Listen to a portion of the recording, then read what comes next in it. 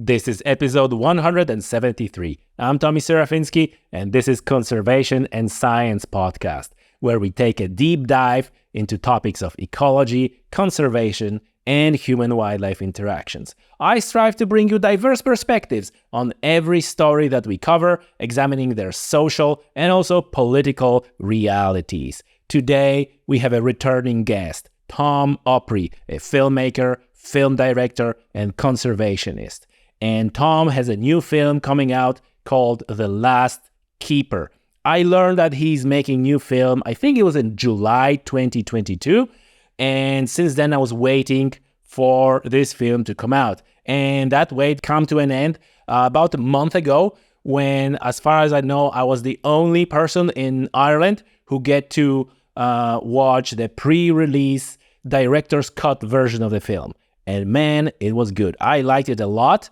And I heard a lot of comments on social media about the film, mainly from people who didn't see the movie. So it was fun. So what the film is about, let's hear from Tom himself. When I started this film project, I really worked hard to represent the opposing sides in this ideological conflict while showing the impact on those fragile communities who are trapped in the crossfire. These folks have a whole lot to lose, right? It's their lifestyle. So we talked about the fact that there's families that live out in the countryside that work for these landowners. And in some cases, they've been there hundreds of years. And these folks have a connection to the land. It's a culture. This project presents almost in an unprecedented, way, an array of voices, from land reformer Andy Whitman, who was a Green politician. We have the Scotland, the Big Picture, Pete Cairns in the film, Trees for Life, Nigel Fraser, their chairman of the board, and then David Balhari, the CEO of the John Muir Trust, who's, he's kind of a lightning rod over there, but he's also kind of rewilding royalty. And I know he doesn't like the word rewilding because it holds a lot of different connotations to different people. Well, I hope that this hooked you in to listen to the rest of this podcast and then to watch the film as soon as it's out. It premieres in the middle of April, and to keep in touch about the premiere dates and when and where it will be available, just go into the description of this show. There is links to the newsletter, both mine and Tom's newsletter, and if you're a subscriber, you will be notified. So now I invite you to listen to my conversation with Tom Opre. We talk about the process of making the film. We talk about some stories presented in the film, and also more generally about Tom's filmmaking philosophy, why he's making films like that, talking about conservation, but more importantly, about the local communities who are taking care of wildlife and wild places. Tom Opre, welcome back. Oh, it's great to be here, Tommy, and thanks for having me on your show. No, absolutely. Listen, you have a new film coming out. Previous one, people who are wondering, Killing the Shepherd, we talked about it in episode 111. And now you have a new film, The Last Keeper. Yeah. For people who don't know and never heard about this film before, tell us just, broad strokes, what the film is about. Well, Tommy, I, over the last handful of years, just kind of running in the conservation and wildlife circles that I run in, I started hearing these stories about folks, kind of this kind of crazy land use conflicts that were going on in Scotland, most notably in the Highlands. And here in the United States, the Highlands are, we romanticize it through television and movies, and many Americans have deep roots in Scotland, and I didn't really fully understand it, myself included. There's lots of dead relatives of mine buried all over the islands, including over in Ireland where you're at too, because actually my great-great-great-grandfather came from Ireland. So we have a lot of keen interest kind of in what's been going on over in Scotland, over here in the United States. And because of that, I just heard these stories and I was like, well, what in the world's going on? Because here in North America, and I know you're well versed in this, but, my ancestors, like I said, went back to the 1620s here. Most of my family were colonizing what is now New England. And we pretty well did a good job of mucking things up in the 16, 17, and 1800s. And what I mean by that is we didn't realize that the resources were finite. And, we cut down the forest, the wildlife habitat in the name of progress. And then some wiser heads prevailed, in the late 1800s, 1880s, 1890s, guys like George Bird Grinnell, Theodore Roosevelt, and others like them kind of ushered in this modern conservation ethos that we practice here in the North America today. And so for about 120, 130 years, here in the States, we've worked really hard using science, peer-reviewed science, as the common denominator in how to manage our wildlife populations. And of course, the habitat, because if you don't have healthy habitat, you don't have wildlife. And our whole program, our strategy is all based upon utilizing in a sustainable way the wildlife, so that the wildlife is important to our population, our communities. And there's a reason why there's birds in the bird feeder. We have untold numbers of species of birds here. I'm sure somebody can tell me how many, but there's a lot. And we've got tons of big game animals. We've brought bison back. We've been able to bring in animal species that literally were on the brink of extinction over 100 years ago. And it's all because of people that utilize the wildlife in recreational hunting. And, we're now in a time period in our society where, we don't necessarily have to go out and hunt to survive or to make clothing or anything like that. But wildlife overpopulates the carrying capacity of the land because that's how they survive. I mean, that's just that's how all things are programmed, including humans, by that way. And now with 8 billion humans on the planet, somebody better be taking care of these wild places and the animals on them. And here in North America, what we've come to understand is that that wildlife doesn't live in cities. It lives out on that countryside. And because of that, it's the people that live with wildlife that really are tasked with being the good stewards or good shepherds of those resources. And like I said, these are resources that renew themselves. They have babies, and their populations are programmed to grow to great, great heights until the checks and balances come in with habitat. And so because humans have put so much stress and so much pressure on wildlife habitat, because what have we done? It's kind of like talking about my ancestry. They were farmers. And, in order for us to have a stable and civil society, we pretty well have to have food on our belly. And if we go back to COVID, we all saw firsthand what happens when you don't have access to the food you want, or access to any food in some cases. You get chaos, and you do not have a stable society. So governments are pretty amenable to efforts to make sure that there's plenty of food on the ground. But because of that, our governments subsidize lots of farming and ranching and so forth. And so because of that, we have less and less wildlife habitat. So my point is that the rural folks that take care of wildlife, they really, really need to see a benefit, because that's just the way human society works. If they don't see a benefit, it's pretty hard to motivate somebody to do anything. I mean, trying to get your buddies to come over and help you, I don't know, mow the lawn or build a shed in your backyard, you usually have to tempt them with a pint or two of beer or some whiskey or, or at least some pizza, right? But that's oversimplifying things. But at the end of the day, these benefits that people get, and this is what we examined in Africa with the film Killing the Shepherd in Zambia. It doesn't matter if we're Zambia or if we're in Montana with ranchers here, which is a project we're working on now, or in Scotland where we shot The Last Keeper. If those rural communities don't see a benefit for doing the hard work of conservation, and conservation's not free and it's not easy, but if they don't see that benefit, then it's that benefit is so important, because what it does is it allows for these peoples, for them to realize their most basic human rights. And that's something that a lot of people in that urban interface, people that live in the cities that don't really understand how important, because, it's not the people living in London or Belfast or New York or LA or Chicago that are out in the field and working with wildlife. It's those people in those rural indigenous communities, and that to me is a place in the middle of nowhere where somebody's been there for a long time.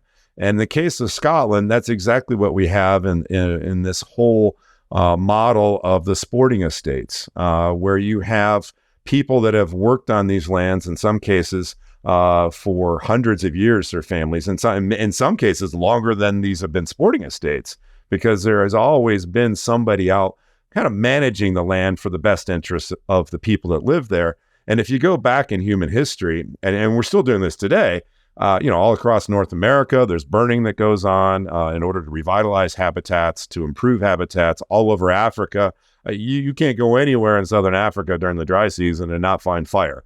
Everybody's striking off fires and burning the ground. And so if it's done right, that can enhance nature. And you have to think about our planet. Our planet has evolved around chaos. And so all the animals that live on this whole worldwide planetary ecosystem have all evolved through chaos. If you think about, some of the species of animals we have here in the United States that benefit from fire, I mean, there's entire tree species like the ponderosa pine that we have here in Montana. It grows to be 600 years old, but it will only get those seedlings out through its pines when there is a fire event. But our Native Americans burned all the time, and so you have these ecosystems that develop over that period of time, and animals that develop and live in there. And again, getting back to the fact that we are encroaching as a species. We've got more and more asphalt, more and more concrete, more and more railroad tracks and airports and urban sprawl all over this world, especially here in the United States. And it's a big battle that we have in order to make sure that we still save what habitat we have left for wildlife. I mean, that's one thing, Tommy, that I've really come to understand over the years. Being a filmmaker, these projects are not only filmmaking, but they're kind of a combination of filmmaking and investigative journalism. And I've really come to understand that as humans, as a species, we're not very good neighbors with the rest of the creatures on the planet. Some cases we do pretty well, but unfortunately, a lot of the decisions that we have that are being made for wildlife habitat, and for that matter, for the people that live there, are being made by politicians all over the world that truly don't fully understand the ramifications of their policy, their legislation, and the law of unintended consequences. For instance, in Africa, we did Killing the Shepherd, and somebody says, well, we heard this last year. There was the UK, there was a private member's bill there in the House of Parliament to ban the importation of hunting trophies. It doesn't matter what you believe in, yes, no, or the otherwise. But the reality is if you devalue the natural resources of a rural community, which is the wildlife of remote Africa, and if these people are able to realize a benefit for taking care of that ecosystem and the animals that are in it, and that they're sustainably utilizing a portion of that, which science says can be done very effectively. That's what we do here in North America. That benefit will come back to those people. And again, they realize their human rights. They get an opportunity to have a good paying job, to be able to buy food, access to healthcare, the opportunity for the children to get a good education. And without that resource and the benefit they get from it, then they don't have those opportunities quite often. We run into scenarios where you have absolute poverty. And then also, there's this whole thing called terrorism. Well, terrorism literally is spawned through absolute poverty. When you are up against the wall and you can't survive. But probably more important for, say, legislators in the UK to understand, which we talked to them at great length last year when this bill was there, was the fact that not only do these people realize their most basic human rights if you devalue those natural resources, but also you're in the business of creating child brides. Oh, child brides. What do you mean? Well, subsistence farmer, 8 or 9 kids, the crops fail, or an elephant eats the crops, or the rains don't come and the crops wither and die. You still got to feed your family. And then eventually they'll go to the wildlife. And then eventually the wildlife is, it's a finite resource. Eventually it's gone. It's locally extinct. And so then the next thing is, well, I've got a 12, 13-year-old daughter. She's reached puberty. There's a gentleman in the community that'll pay me 30 bags of corn for her to be your second or third wife, which is socially acceptable. And she will become a child bride. And within that year, she will be pregnant with her first child. And so I've got 3 daughters here in the United States, young, from 10 to 20. The last thing I would ever want to think is about selling my daughter. But again, that is the law of unintended consequences. And that's why our decision makers, our politicians, they really need to get it, get the information. And that's really what I strive to do is not only do we create a feature-length film for the film festivals and theaters and whatnot around the world for audiences, but we also work here in the United States with a PBS station in California, Valley PBS, and they broadcast an hour-long version of each one of these films and then make it available to all 330 stations in the PBS universe here in the United States. And then we produce a sub-30-minute version.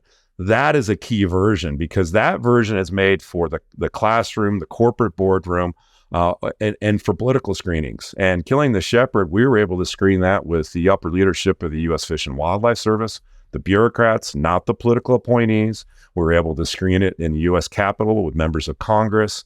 We were able to screen it in the House of Lords with members of Parliament there in Westminster. We've screened it at CITES, at COP19 in Panama City. We've screened it with the Secretary General, Yvonne Herrera, in Geneva. And so, and that film also, there was a similar bill that was put on the docket in France last month to ban the importation of hunting trophies. And we quickly took that version of the film and had it translated in French and with French subtitles and send that out to folks like the CIC and others so that they could get that in front of the politicians in France. And then I think they were supposed to have a vote on it on the 31st of January. And I understand that the vote has been postponed. And I can tell you, Tommy, when you start to hear about what the realities are of devaluing the natural resources of these rural indigenous communities, the ones that are tasked with taking care of these resources, it gives politicians heartburn. Yes. Because you got to think about it. Do you want to be known as someone who wants to bring child brides onto this planet? I don't. I don't think anybody listening to this probably would want to either. Tom, so let's bring it back a little bit to Scotland. Is it not because you said okay, we need to value the natural resources and people who are there, who are taking care of that resources. Is it not the crux of the issue in Scotland that both groups, both sides of the conflict, are actually claiming that they are taking care of the wildlife and they are taking care of the natural resources, where on one hand you have all issue of grouse moors and moors in general and maintaining them for species of grouse, red grouse, and then everything that goes with it, ground nesting birds, waders, etc., versus the group who says well, actually this is human-made habitat, especially for the benefit of a small group of wealthy people. And in fact, if you want to take care of the environment, then you should do something else. You should, have trees or allow those trees to regenerate. You should stop burning, etc., etc. As I understand, that's the crux of the problem. Yeah, and I think that's a fair representation. I think it's much more complex than most people would ever believe. When I first started researching this project, as I mentioned earlier, I was kind of hearing these rumors about things and started to delve. And in all these film projects we do, like I said, it's partially investigative journalism. So I'm in a scenario where I'm really delving into the subject matter long before we step foot on the ground. Tons and tons of research, interviewing lots and lots of people on the phone, online, Zoom calls, reading a lot of articles, and looking at scientific research too, what's been done to kind of get an idea of really what the story is. And, so my goal, I guess what we need to do is come up with a foundation. We talked about, why do we do this stuff? Well, we produce these films because we see a huge disconnect in our modern society when it comes to nature. Most people don't even know where their food comes from. And these people that are like that, I mean, they make decisions every day that have downstream effects that can be both positive and negative to not only wildlife and wildlife habitat, but to those people, as I mentioned earlier, that are tasked with dealing with wildlife, people who live in the countryside. But probably the most important thing people need to understand, it's the word conservation. Now, conservation, we hear this word being bandied around by all kinds of people, making claims to be a conservationist biologist or a conservationist of the land or a conservationist filmmaker. Guys, I have a journalism degree. Conservation is pretty simple. If you just look it up in the dictionary, it's the wise use of a natural resource. The two antidotes that are used in the dictionary is water conservation. Okay, so we're running out of water. We need to be careful. We need to conserve it. Or wildlife conservation. Same thing. We're running out of wildlife because we've been using it to survive on historically. And now we need to conserve it so that we can make sure we have more of it for the future so that we can sustain ourselves as a species. Now, that's the root of it. Now, people have turned and taken that terminology and tried to make it into all kinds of other things. But unfortunately, conservation is only done, you have to conserve. You have to actually do something to be a conservationist. The conservationist biologist, I appreciate that they care about conservation, but are they conserving some sort of biology? The conservationist filmmaker, again, a filmmaker myself, I appreciate their interest in conservation, but are they conserving some sort of film or filmmaking? I don't think so. So the reality is here, and I literally had to correct a reporter yesterday in Scotland about this term because she wanted to call these groups that are interested in kind of changing the management of the land. These are charities that have sprung up all over Scotland and the UK because there's a group of people that have a better idea of how to manage the land is really what it is. And there is some deep-seated, human bias. You could even say generational hate towards landowners in Scotland. And because of that, you have a scenario now where really, for me, it's about the conservation of the land. Are we going to ensure that it's healthy? We have a great, healthy ecosystem. Are we going to have vibrant wildlife populations? Tell me, are we going to have clean drinking water at the end of the day? And so what I'm looking at is what are we going to be leaving for future generations of humans on this planet? Are we going to leave this place better than we found it? So that's the premise for this. So we're talking real conservation. And we know, as I explained earlier, that you don't have vibrant and healthy ecosystems without some sort of chaos that occurs, whether it be fire or mechanical harvesting of things or the historic use of large herbivores, whether they be the bison or wisnet or moose or deer or elk or elephants. Without elephants, your forests don't get broken up into where you get this nice edge cover that allows for certain species of animals to live in. So nature's got a pretty good plan on how this works. And as humans, we kind of try to mimic it, but we also try to enhance it for our own best interest and for our species survival. So when I started this film project, I really worked hard to represent the opposing sides in this ideological conflict while showing the impact on those fragile communities who are trapped in the crossfire.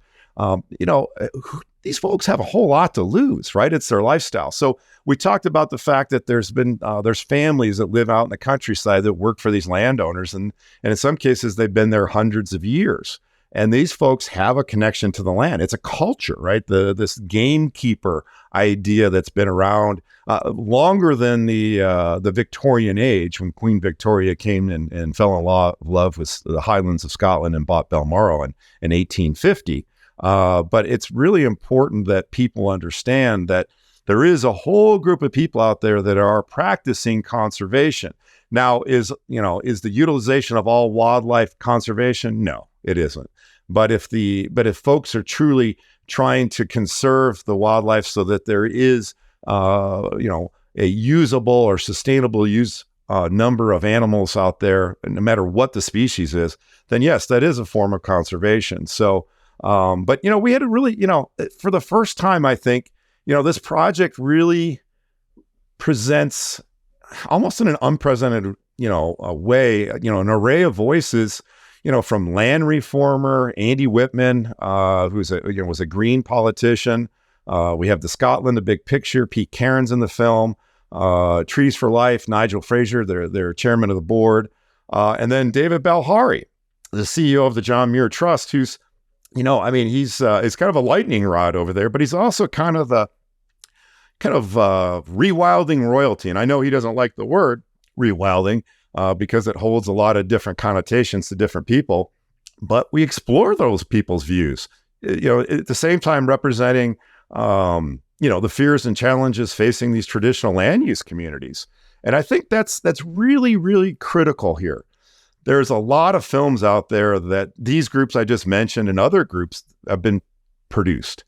You got one side producing a film, another side producing a film. Matter of fact, when we got into this film about halfway through it or 2/3 of the way through it, I'm pretty sure we spawned the creation of films by some of these other groups because they were so concerned that what we were going to find and put out there to the public may in some way be perceived as being negative towards them, and they were kind of trying to get out in front of us.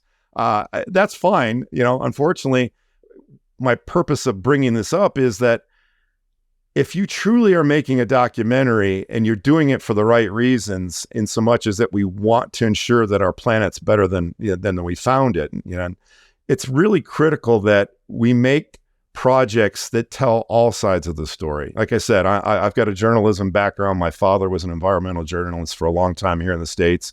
And it's really critical that we allow all the people to be able to speak about what their conditions are on the land, how they have a relationship, and whether it's good or bad. And so, and at the end of the day, you want your viewer or your reader to be able to have an opportunity to make their own decision. Otherwise, if you don't have all the different opposing sides, if you're only pushing one side and one narrative, you're only creating propaganda. And in this world today, we have way too much division, way too much propaganda. And I can tell you in Scotland today, there is way too much conflict. And unfortunately, it has to do with this historical bias, this really where you've got people that for a long time haven't liked other people. But at the end of the day, it's really about who controls the land and how it's going to be managed. And so it was really eye-opening to be able to represent that, those interesting aspects that it really have never been achieved before that in any film that we've been able to find in our research. You touch on many things that I'd like to inquire you about. So maybe you mentioned that some of these organizations were trying to do their version of the story. Let's put it that way, and that was what my impression was, that on some occasions you were pushing those people. You were pushing with uncomfortable questions. I am wondering, what that process looked like. How you approach them, and were they apprehensive over what might happen, or because I obviously try to do on a smaller scale in the podcast kind of like similar things, like present different stories of different versions of the same story. Mm-hmm. And I noticed that some people are like, "Whoa, are you going to pit me against somebody else?"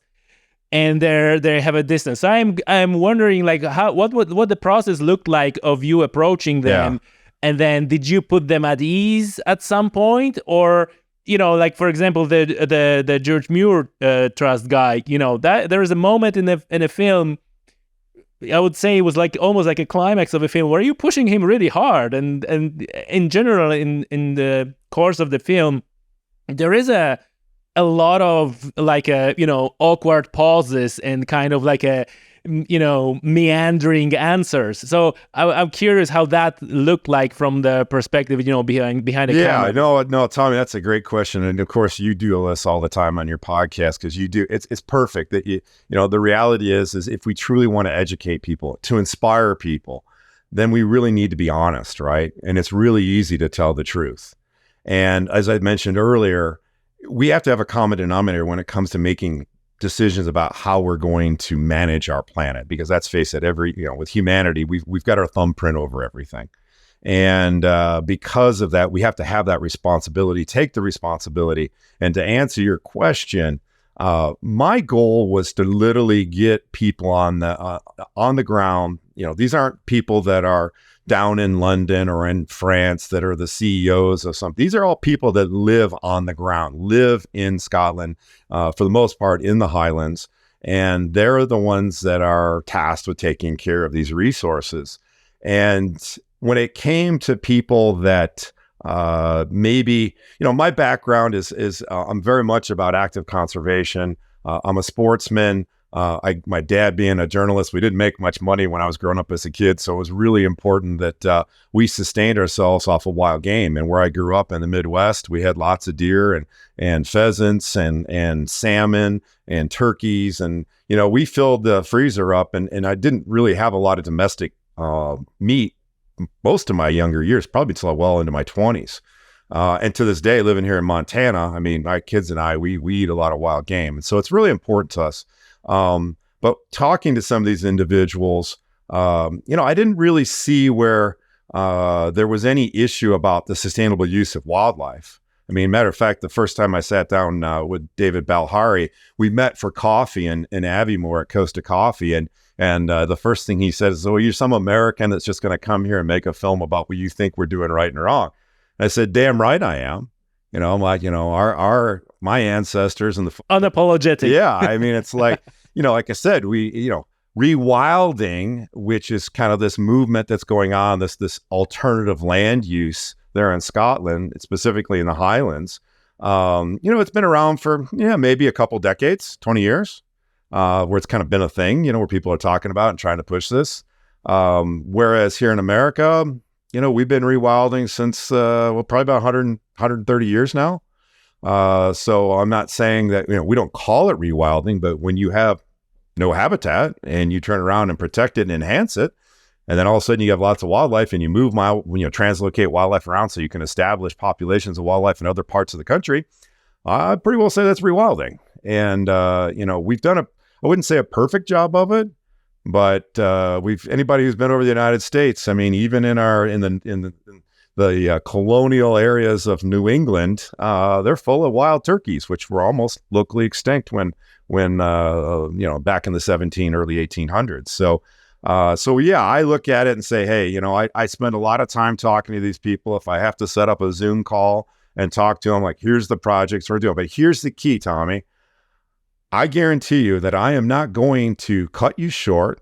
I'm not going to spin your answer, and I'm not going to give you a gotcha question. I'm going to give you hard questions because these are hard issues. And in the case of some of the people that we talk to, and I do the same thing with scientists. I mean, I've got scientists that come to me after doing an interview, some of the top wildlife scientists in the world, and they'll look at me and go, wow, I've never had an interview like that. Yeah, but it's real. All this stuff is important. And, we really need to look at these things. And so in my case in Scotland, working with people, kind of the rewilding side, my associate producer and our photographer is a fellow named Tony Bynum here in Montana. I don't know if you've ever talked to Tony before, but Tony is an enrolled tribal member here in the United States. He's got a Scottish great grandfather but he's got a master's in land use, and he's worked at the Environmental Protection Agency in Washington, D.C. before he became a full-time photographer. So Tony brings a perspective that's totally different than mine. And we probably Tony was with me for 90% of the time that I spent in Scotland. And Tommy, I spent between, probably close to 150 days in country over the course of 16, 18 months, researching this, interviewing people, shooting B-roll, really following the track of where these stories took me. And so, my goal was to build a good rapport with everybody. I'm not here to stick it to anybody. Like I said earlier, our goal is to try to educate and inspire people and let them really understand what the realities are on the ground when it comes to wildlife and habitat conservation and what's going to happen to the people that are going to have to be taking care of it. But at the same time, science, peer-reviewed science, has to be the paramount underpinning of all these decisions, because otherwise we're just talking about human value judgments. I can take 10 people and we can look at the sky and I can get 10 different answers when I ask them what the color is.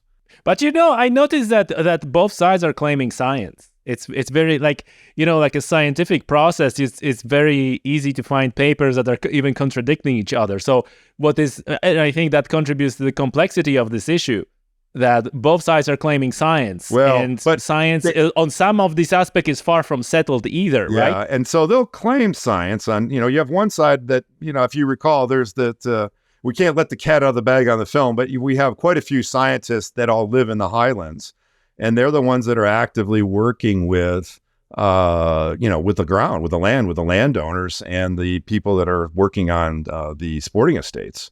Whereas the science that we tried to get from the rewilding side was pretty thin. It was pretty hard to, matter of fact, I had a couple of interviews where certain people, when I said, hey, there's peer-reviewed science here that says that if you stop managing a grouse moor for grouse, which is the low-intensity burning over small areas, along with the suppression of ground predators, so the rats, the stoats, weasels, and foxes, that you lose 50% of the biodiversity. And let me just say for 1 second, here in the United States, where we have wild quail populations in the southeastern United States, in Georgia and North Florida, that's exactly how our wildlife managers manage the land. And where we do that in the southeastern United States, our landowners are given awards by the government for doing good work in wildlife and habitat conservation. And where we do that, we see very healthy populations of not only the game species, but also all the non-game species that live in those ecosystems. So whether it be plant life, insect life, the fish, and all of the mammals and lizards and amphibians and everything else that live there, it is part of that chaos process that is what our world has evolved from and continues to evolve. So I literally had, a couple of times where folks from the rewilding side of the game, if you want to split this up, which I don't think that's fair. I think we need to say that there are people with different opinions. But, some of them just says, well, I don't believe the science. And it's like, okay, well, it's peer reviewed. It's been established. I mean, here in the United States, I film these things. And so it's like, okay, well, what do you do? And it's like, okay, well, you don't believe in it, but you only don't believe in it because of your organization or your personal bias. Because really what I've come to understand in a lot of this stuff, this story isn't about conservation. It isn't about hunting. It's not about rewilding. It's not about conservation of the land or leaving it better than we found it. It really isn't. It's really about those historical biases against land ownership in that country, and the long history of folks. Just, if you go back far enough in any Scots history, you're going to find the oppressed or the oppressor, right?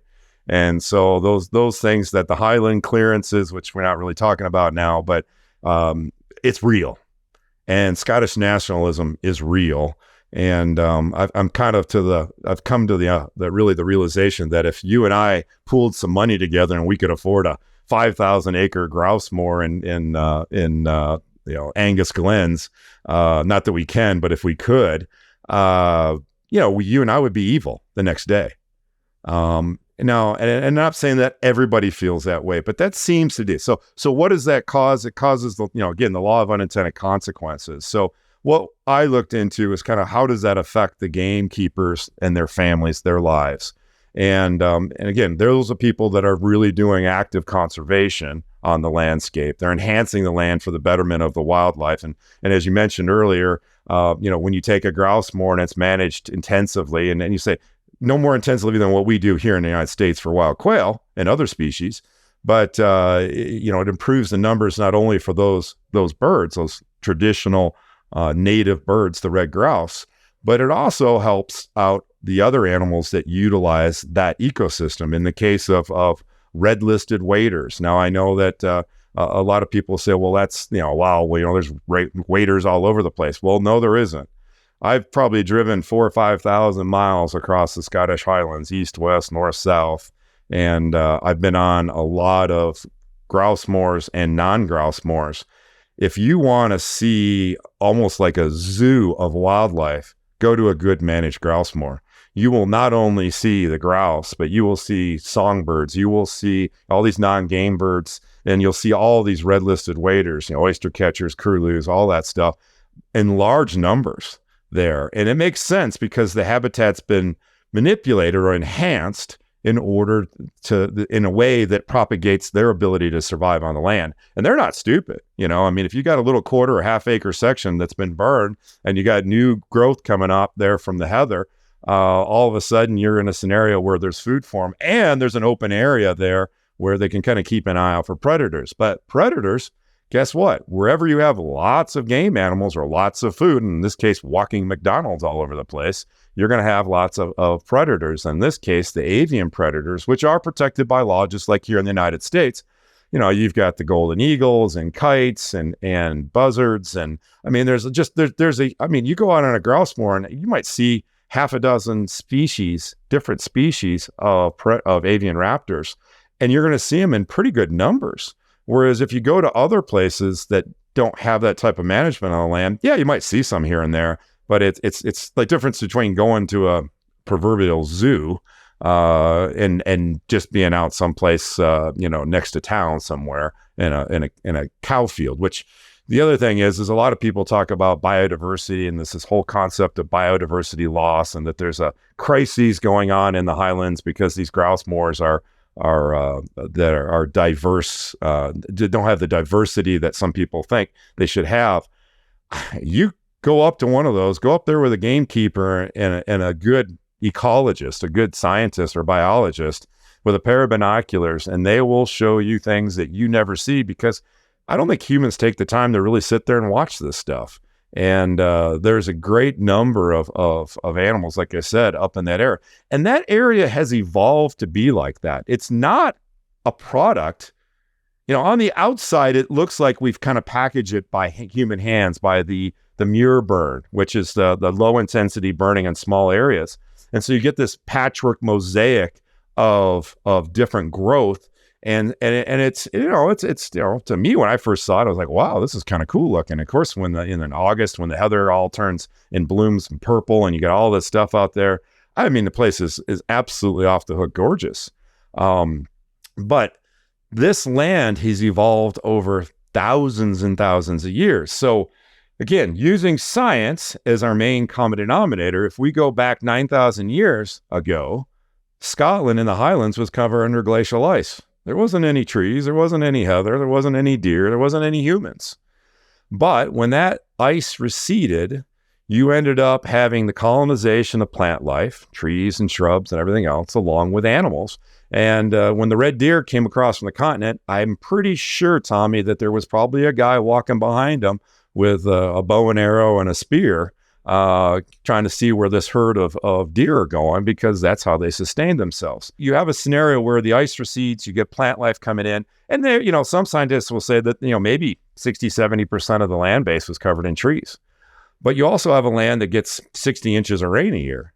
And what the ecologist James Fenton talked to me, who is a trustee for the Royal, the Trust for Scotland, he explained to me that, with all this plant life and all this rain coming down through, the way that environment's set up, the way the soils are and their makeup up, you get acidification of the soil. The trees die off. And since, people talk about, well, we found stumps in the peat 6, 8, 10 feet down in there. Well, that's from thousands of years ago, right? Because peat is just the buildup of organic matter. And so when you find it down there, that means it was there, but it was there long before there was any real population of humans. In fact, it was there long before there was the Industrial Revolution.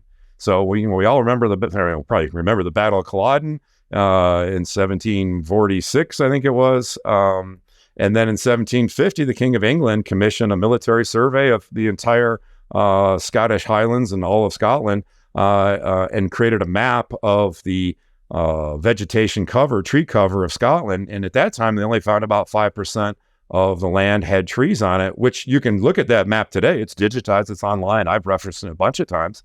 And interesting enough, Tommy, where there were lots of trees, they were mostly have been planted by landowners around their homes, their estate houses or castles. So, but that's really that's the way it is. So what happens with that acidification of the soil, what Dr. Fenton also explained to me, is you get a iron hardpan that develops a couple feet below the surface up in the highlands in this heather moorland. Now you have, and because of that, that you can't get tree roots, can't break through that hard pan. So that's why when you look at the pictures of historic pictures of Scotland and the Highlands, you see these kind of rocky granite outcrops, and then you see the beautiful rolling heather and stuff. That is the wild Scotland. That is what Mother Nature intended for Scotland to be. That is it. It's not anything else. And so where you do see trees is down along where the burns are, where there's no hard pan, down in the valleys, there isn't a hard pan developed there. And that's where you have trees growing. And today, when I first started this project, I thought there was no trees in Scotland and that there was red deer everywhere, like to the point where they were, in everybody's backyard. And after spending time there, the first trip I went there back in 2021, I thought there was trees. I found trees everywhere. Not up on the grouse moors, but I found them all along the burns and of course down on the lower hills where they had been planted for, through government schemes to create a timber industry back starting in World War I and again in II. And then I think 1980s or 70s, 80s, and 90s in there was some more schemes by the government to continue to grow trees for an industry. But I didn't see any deer or hardly any deer. I mean, to the 5,000 miles that I drove back and forth in the country, I didn't see 24 deer off the road in that entire time period. Now, Tommy, here I live in the Highlands. In the Highlands. Yeah. Now I got off the road and I found some places and I pulled out my 10x42 binoculars and I found a few places where you could sit there and count. Now, basically, maybe 100, 120 deer here and there. And there are probably some places that I know of that have larger concentrations of deer, but it certainly wasn't this idea that deer are all over the place. In fact, to give you some perspective, here where I live in Montana, it's about 3/4 of a mile from my house to my mailbox. And I can take you and I can go out there any morning or evening, and we'll see half a dozen to a dozen white-tailed deer almost every day, depending on the weather. Yet I have driven all over Scotland. You come to Montana and you drive around here and you may see elk today. You will see deer, different species of deer. You'll see waterfowl. You might even see a grizzly bear. You might see a wolf. Now we have a much larger landscape, right? But we're managing it in a way so that there is a place for all these things. And what I'm seeing in Scotland, no one even knows how many red deer there are there. A fellow told me the other day they thought there was 2 million red deer, and I'm like, show me the data. I mean, we know pretty good how many deer here in Montana because we manage them through hunting, and we got 250,000 people that go out hunting every fall, so we got a really good idea what we have out there. But in the case of what's going on in Scotland, I think that this whole idea that red deer are somehow the root of problems. Now, one of the rewilders told me that the deer weren't the problem. Deer aren't evil. Because deer, here's the deal. Deer have evolved for thousands of years on these open hillsides because there were no trees. And then, when humans started to plant trees, again, it was originally non-native trees, Sitka spruce, Douglas fir, and the larch, all North American species. They grow very fast because the 60 inches of rain a lot of places get. And those trees aren't necessarily suited for being on the landscape, especially the root systems, because when they do get to be mature, if they're not harvested, they blow down as a huge problem for mature tree plantations in Scotland in the Highlands, because it's windy, right? And it's wet. When the ground gets saturated, the trees just go boom once they get to a certain maturity and age and size.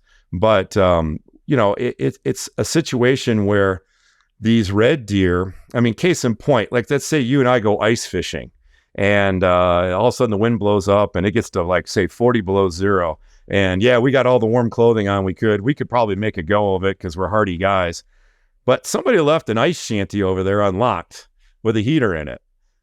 You and I are probably going to pick up and take our lines and go check out the ice shanty, right? It's no different than the red deer. Humans have put these pine plantations, these forested groves. And so the deer are going to go there when the weather's bad. Most red deer don't die of malnutrition or starvation. What the game managers, what the deer managers tell me they die of is of exposure to the elements. It's getting warmer and warmer. We're having definitely climate change going on. And if you get in a scenario where you used to have snow, which can be an insulator for many species, and you're getting rain and it's blowing, especially those older stags that have come out of the breeding season in the fall, going into the winter, they don't have the energy level that they would have had going into the breeding season because they've exhausted it trying to establish dominance and breed. And so you'll find those are the animals that are more susceptible to the winter, and they're dying of like hypothermia. And so that's really what the issue is there. Now, the other side of it is the red deer are very similar to our American elk here. They're woody browsers during a certain time of the year. They feed on, the new growth of trees and bushes and things like that when there is no grass to eat because it's not really edible or it's covered under snow and ice.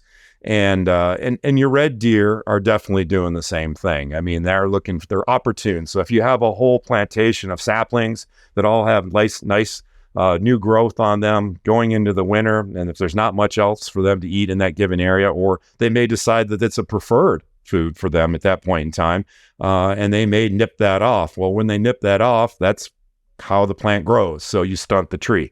And so that's in this idea of planting more and more trees, whether it be for commercial forestry or rewilding, deer kind of given the negativity of hey, they're an impedance. Yeah, I think that they're not planting for rewilding. They more of allowing them to regenerate. Right? Well, so there is planting for rewilding. And it's a positive thing in so much there's two ways that they do it. One of the ways is to fence off an area and let it naturally establish itself. So in some cases, like on the West Coast, I was at an estate on the Isle of Skye called Ile Armand. That the keeper on it, Scott McKenzie, and he showed me where they've actually removed the presence of deer in certain areas by putting fencing up, deer-proof fencing. Now, the other thing too, people need to remember that doesn't seem that a lot of folks want to talk about in Scotland: sheep. Scotland, it's pretty well estimated that there's about rewilders want to talk about sheep. Well, I'm sure. To some extent, but they really don't. And I don't really understand. A lot of them didn't want to talk about it, but there's 8 million sheep on the landscape. And as you and I probably both know, sheep are like a little lawnmower. Any new growth that comes up, I don't care what plant it is or grass, whatever. Matter of fact, here in Montana, we use sheep and goats to control noxious weeds that we brought over here turn of the century 1900 when we were the largest sheep producer in the world here in the United States, mostly here in Montana. We didn't have enough winter feed, so we actually barged over bales of hay from the Ukraine and Eastern Europe. And of course, they came with all their weeds. And so those weeds outcompete our native plants. And of course, those native plants is what feed our wildlife. So we have a real dilemma with that here in the United States. But in the case of Scotland, these sheep are, you go along the West Coast where there's nothing but sheep out there. There's no trees. It blows 80 miles an hour, it seems like, every day. It looks like a manicured golf course. It's that they are that persistent on the landscape. And so, but what I saw was Scott over there at the estate in Isle of Skye. You see, there is a seed bed in many places. It's still in the soil. And if it's left alone, it can become established. I even saw this over in the Angus Glens at Roddle Estate, owned by D. Ward. It fenced off some areas. In some cases, they are planting, native trees, which is great. So rowan tree, aspen, Scots pine, and getting them established in areas where it makes sense they should have been, usually along the waterways. And so, which helps absorb some of the water that comes off the hills and climatic storm events and things like that. But, getting back to planting trees, you now have a scenario, which is one of the real issues that we found in the film, is this concept of carbon sequestration. We all know that trees absorb carbon from the atmosphere, CO2. It gets stored in the ground. Of course, carbon is our fossil fuels that we burn. And so we've got this cycle that just goes around and around and around. And we haven't done very good as a species of, we put a lot out, but we don't necessarily take a whole lot in. And, the technology is there, the science is there to start sucking CO2 out of the air and sticking it back in the ground. And I sure hope that we follow that, because it makes a lot of sense. But in the case of planting trees in the Scottish Highlands, especially non-native trees, the James Hutton Institute did a study, and they found that these tree plantations actually are emitters of carbon over the 40 to 60 year life cycle of that plantation of trees, versus the other way around. And, being out there. Because of a peat, right? Yeah, so here's what happens. Yeah, what the scientists tell me, what James Fenton told me was, you have this peat and heather moorland. And of course, in the winter, it's covered by snow. And so obviously that snow is white. That reflects the sun's energy. So we don't heat the land up. But if you plant trees, even on 6 inches of peat, which is considered shallow peat and acceptable by the government to plant on, what you end up doing is all these trees are dark colored, right? So they become heat sinks. So they become warmer. They change the little microclimate there. They dry out the peat. So you're no longer sequestering carbon. And the heather that lives under it dies out. And of course, the whole process of acidification starts over again. But in the case of what they're planting there, this is, like I said, these are non-native trees from North America. And a matter of fact, I was told that probably within 10 years, the dominant tree species in Scotland will be the Sitka spruce. Now, from where I come from, Tommy, that's a travesty, because that's all human caused. Now, here's the other half of this travesty. We've talked about this heather moorland that has evolved over thousands of years. Scientists will tell you that there probably wasn't even any trees on that between 3,000 and 6,000 years ago, depending on what area it is and so forth. And so what you get when you try to sequester carbon is there's a government scheme to facilitate the sequester of carbon in these environments, in these ecosystems. Now, these heather ecosystems are an ecosystem of concern, according to the UN. I think it was in the late 70s they came out, and that about 60 to 70% of the world's heather moor ecosystems exist in the United Kingdom, the bulk of them in Scotland.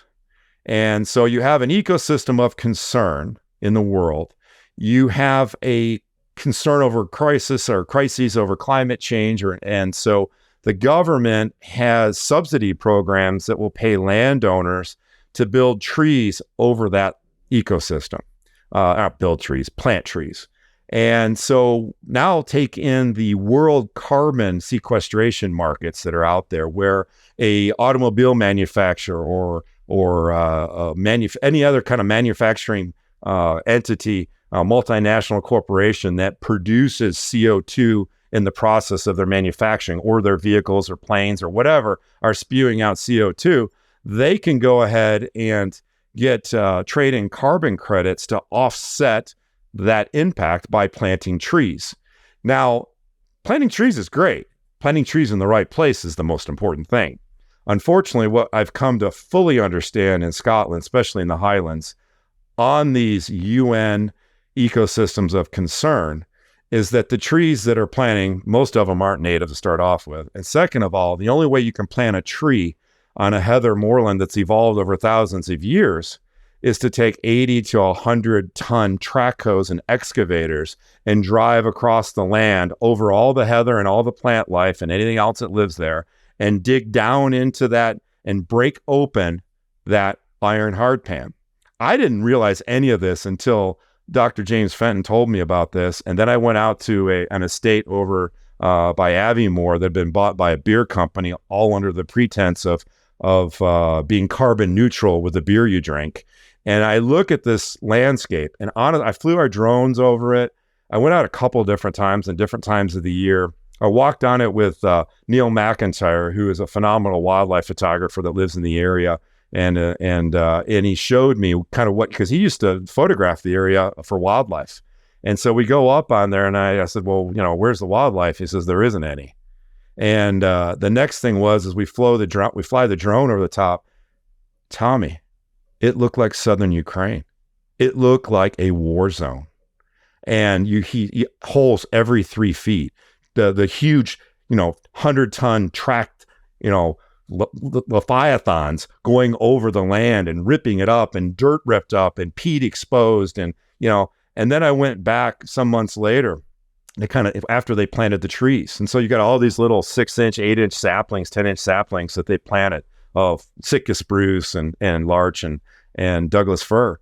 And can you imagine what the color of the soil was after it had been rained on for several months? It was red and orange, rust. So when I saw that for the first time, it completely clicked in my mind.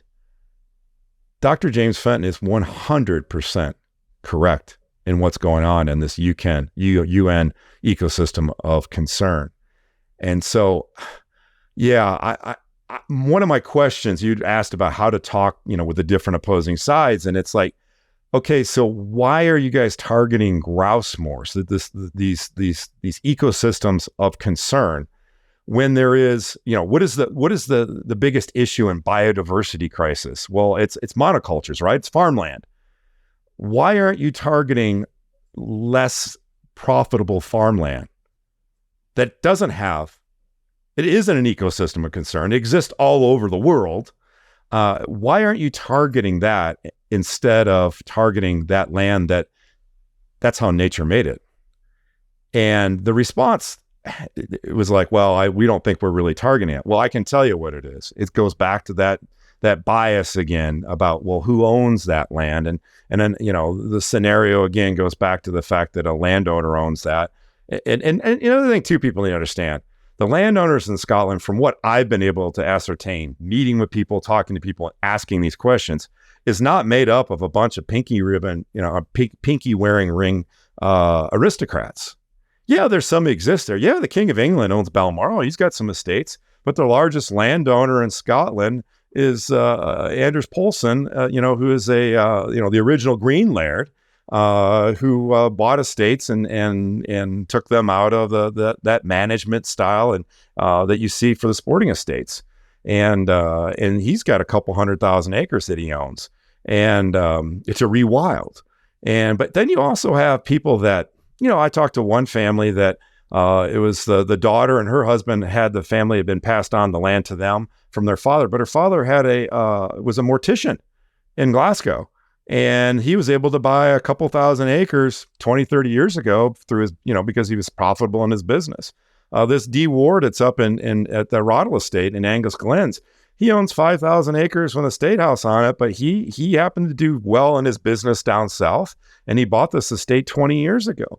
So, like I said, you and I could pool our resources and we could buy an estate tomorrow. It's open. Anybody can buy these things. There's no law against, foreigners buying things. And in fact, that was one of the most interesting aspects of this. I spent some time with one of the major rewilders in our conversations, and we're actually going to take these entire interviews. When you make these films, only a little part actually ends up in the. Oh man, I know. And so what I'm trying to do is what we are doing is taking these interviews. Some of them are hour and a half, 2 hours long, and we're going to create podcasts of them in their entirety, uncut, from beginning to end.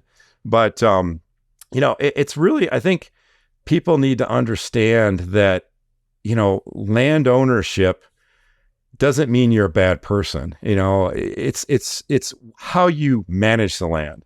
And I think that the sporting estates, in some instances, have a bad rap, but also in some instances they have a deserved rap. Because there are people that aren't managing the land properly in a way that we would commonly agree on using science, peer-reviewed science, to do it. And there's some things going on in the sporting estate world that that a lot of them are doing what we call these high-volume pheasant shoots.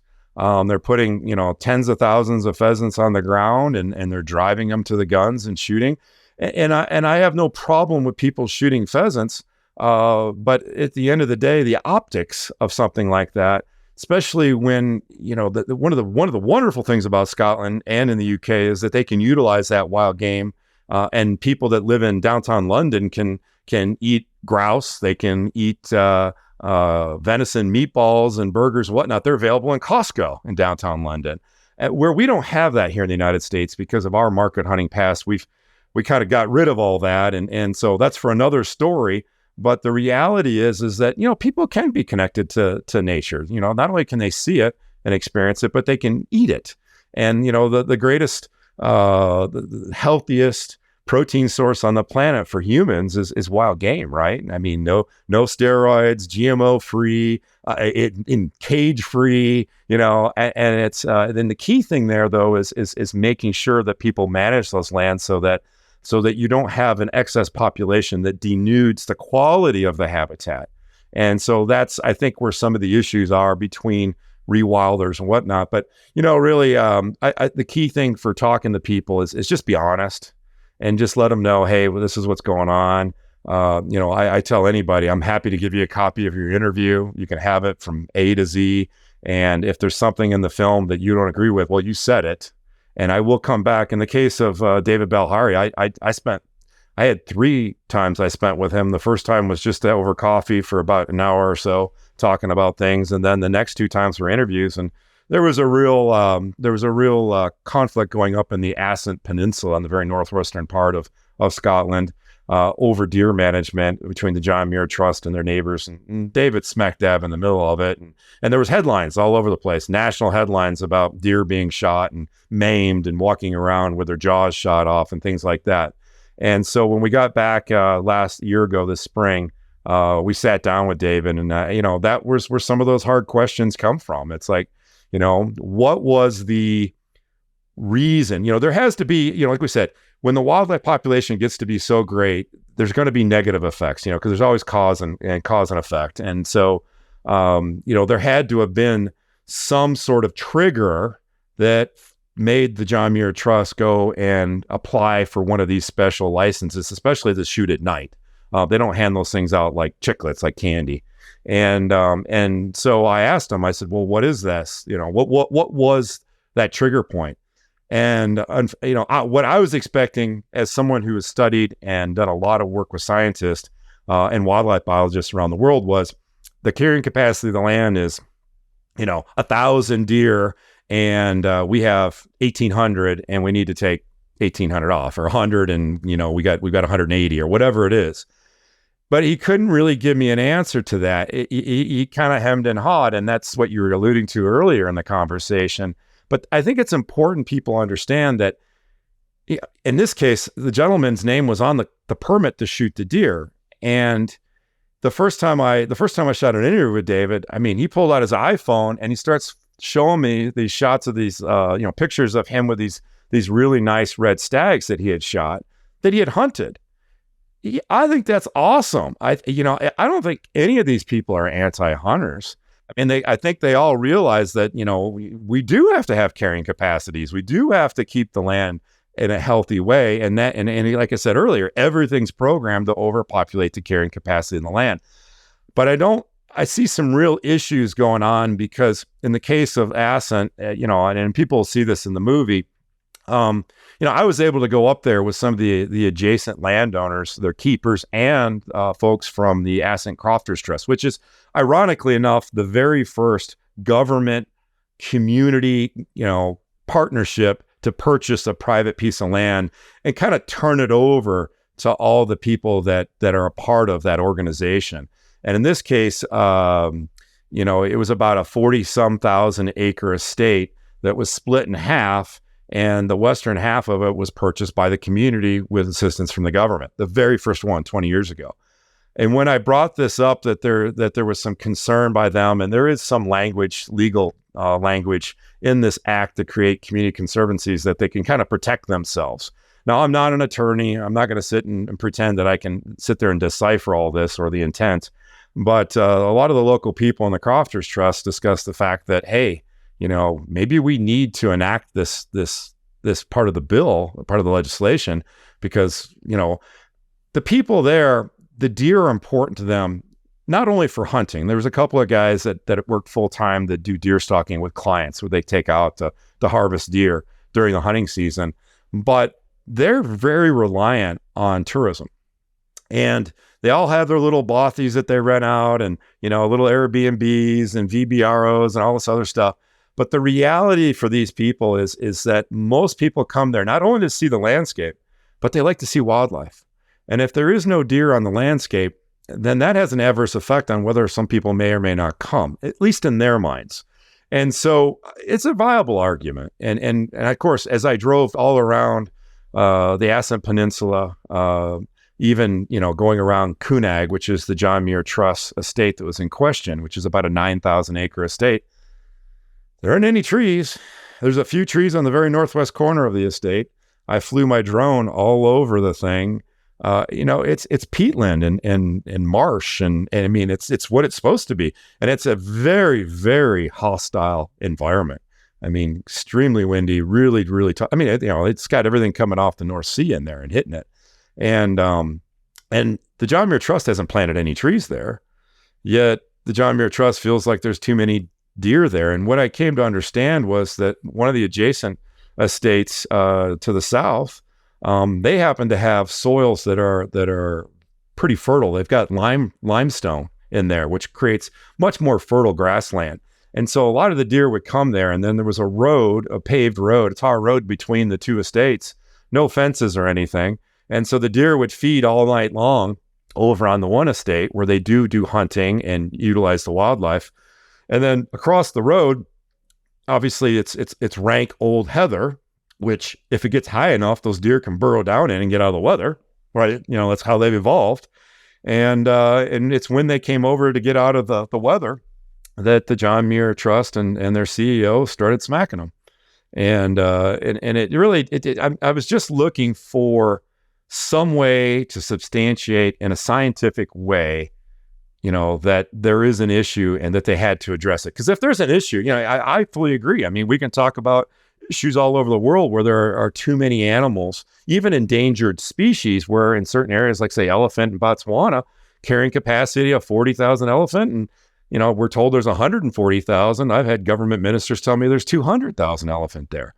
And what happens is those elephant denude all of the habitat to the point where other species of animals become locally extinct. So we just have to be much better stewards of the land. So I hope that answered your question along about way. Yes, of course. And I think that people have a very good idea what the film is about. I really appreciate your effort into just going to all those people, and I felt like there was like a pretty good mix of all points of view presented. Tom, tell us what's next for the film. When there's a premiere, when and where people will be able to see it? Because I'm sure that after listening to this podcast, there is a substantial portion of listeners who are, just can't wait to see. Yeah, well, hopefully I've spurned or at least get some curiosity with some folks here. But so right now we're planning on a premiere in Edinburgh, the end of April. I think it's tentatively on the 25th of April, followed by a multi-city tour throughout the United Kingdom. I'll be a part of some of it, not all of it. And then we also are producing an hour-long version for PBS, as I mentioned, here in the United States, that will air in April on Valley PBS and then be available to other PBS stations around the United States. And then we're looking to do here in the United States, our distribution program is to get it out into theaters, if we can make that happen, for a short little special run. And then we'll have available on our website probably mid-June, shepherdsofwildlife.org. For folks to have a digital cinema experience. They'll be able to download the film and watch it in their homes, screencast it up on their big screens. And we're going to have also with that a panel discussion that we're going to shoot at the premiere at Edinburgh, where we're going to have some subject matter experts ask me questions and talk about the film and talk about the issues of the film. So that'll happen, and that'll be available in June. And then when we get done with that, we slowly roll it out through all the different online video streaming platforms. So Killing the Shepherd, for instance, is available on Amazon Prime. It's available on Apple TV, Tubi, YouTube, Curiosity Stream. I think there's about 20 or 30 platforms that picked it up, but it's available all over the world. You just have to Google Killing the Shepherd and you'll find that film. In this case, if you'd like to sign up for updates so you can find out what we're doing and where it's going to be, film festivals, that's the other thing. We just kicked it off in the film festivals. We've submitted to a large number of festivals. It's already been accepted into half of them. So it's definitely getting people's attention. And so those film festivals we'll put notices out through social media. And of course, we're on X, Twitter. I'm on Facebook, Instagram, and so forth. But if you go to shepherdsofwildlife.org/keeper, KEEPER, you can link in the description of the show. You can sign up for updates. So if there's going to be a film festival someplace where you can go and watch the film, or it'll be online, or be a premiere, or on television, that'll be your best way to be able to keep track of what we're doing. And of course, follow me, Tom Opre, OPRE, online, and Shepherds of Wildlife Society. You can find us on all the major social media channels out there. Thanks, Tom. The link's obviously going to be all in the description. Fingers crossed, so the film will do, well on the festival circuit. I'm sure you're going to win a few awards like the last time. Yeah, no, it's great. So I've got one more question for you, Tommy. Oh, there you go. So, Tommy, you're one of the special people that's had an advanced preview of the film, the director's cut, which is an hour and 45 minutes long. That is true. If you were to give me a short rendition of what you thought about the film and why people should watch it? Oh, I think I'm a sucker for those complex problems, and I think that anyone who is willing to put their time and effort to deal with a complex problem and present it like in a comprehensive way. So I'm increasingly trying to do that with the podcast as well.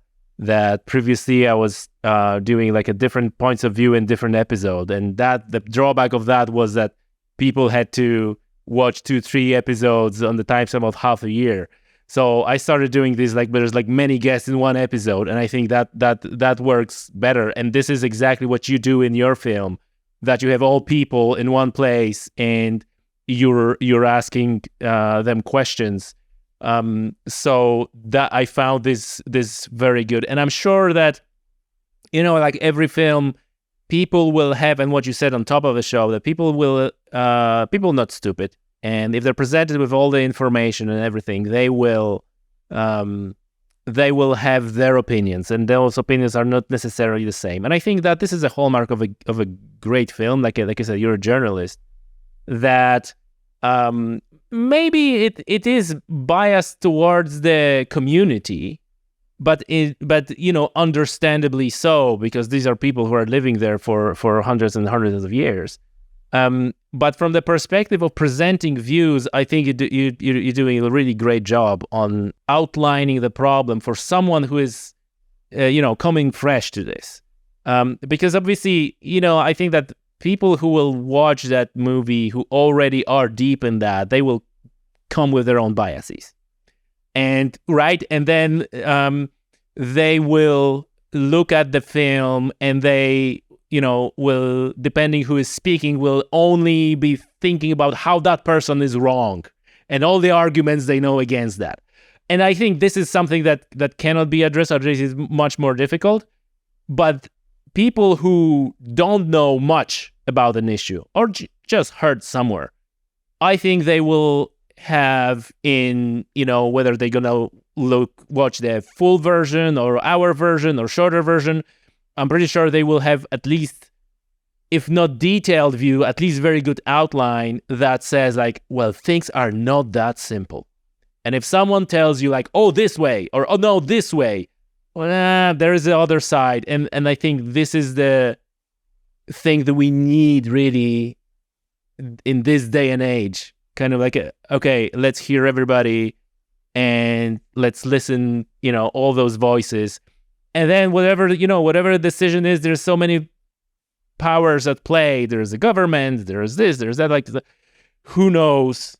I think, to summarize that prolonged answer, I think that at the end of the day, it's down to making a decision.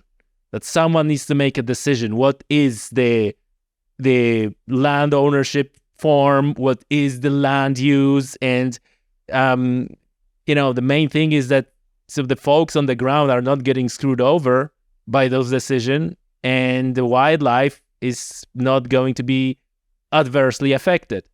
And again, that's a pitfall, because I said it and it's easy to say, but now once you know all the moving parts at play, it's oh, how would I gonna do that? It's impossible to make sure that everybody is happy. It's a bigger subject, and I was talking with the scientist not long ago, and he said something on these things that I didn't really hear before, that it's probably the solution is to not have like one big overarching policy on everything. It's more of a like local communities, local people should be deciding in their area what they want to do, what is good for them to do, rather than coming down, whether it's like entirety of Scotland or entirety of the UK or entirety of Europe. For example, we have this issue with the definition of wetlands in Europe, where, it's centrally like, this is a wetland, this is the definition of wetland. And like, hey, the wetlands in Sweden are quite different than wetlands in, other parts of Europe. So I guess that's the summary. And so people, I think they should listen and watch the movie to get a comprehensive view of what's going on, and even use it as a starting point and dig a little bit deeper and ask more questions on. Yeah, and I think you kind of hit the nail on the head. And I'll probably just close with this: my target audience, are not keepers. My target audience are not rewilders per se. Yeah, I want them to watch the film and hopefully get something out of it that'll help them move forward. My audience is that group of 70-80% of the people in the middle that live in cities and towns, that live in that population belt in Scotland, that live in the cities and suburbia in the United States and all of the Western world, to do exactly what you just said, is to ensure that they understand they're not the ones that are truly managing these environments, these ecosystems. It's the people that live in them. And if they don't see any kind of a benefit for doing it, it's all going to go the way of the dodo bird. And with this potential doubling of 8 billion humans on the planet, maybe doubling, depending on who you talk to, but we're definitely going to increase our human population and our footprint on the planet. If we're going to be good neighbors to the rest of the creatures on this planet, then we owe it to them to make sure we make decisions that are at the local level that help everybody. And if we do it that way, I think at the national level, the international level, I think people will find that the highlands will be much more diverse as far as biodiversity, be much healthier, and that the things that we've seen and experienced for hundreds of years in the modern age, we will continue to be able to see, and maybe even see it better, than we are seeing it today, if we take that kind of mindset. Thank you. Yeah, thank you. And thanks for everybody listening.